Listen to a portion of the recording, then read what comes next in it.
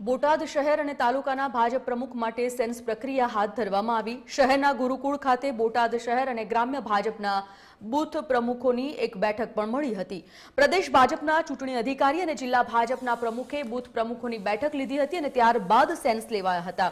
ભાજપ પ્રમુખ માટે 19 દાવેદારો અને ગ્રામ્ય પ્રમુખ માટે 13 લોકોએ દાવેદારી નોંધાવી છે, તો બોટાદ શહેર અને તાલુકામાંથી મોટી સંખ્યામાં બૂથ પ્રમુખો હાજર રહ્યા છે।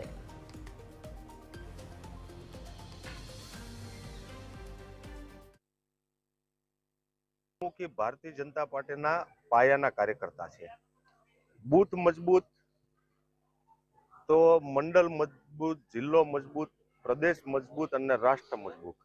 એટલે સૌથી પહેલા બૂથ મજબૂત બનાવવા માટે થઈને બૂથના પ્રમુખશ્રીઓને માર્ગદર્શન, આવનારા સમયમાં બૂથ પ્રમુખશ્રીઓએ બૂથ સમિતિને સાથે લઈને બૂથમાં કરવાના કામો એ સાથેના માર્ગદર્શન માટેની ખાસ તો બેઠક છે અને સાથે સાથે મંડળ પ્રમુખ માટે પણ એમના કઈ સૂચનો રજૂઆતો હશે તો એ પણ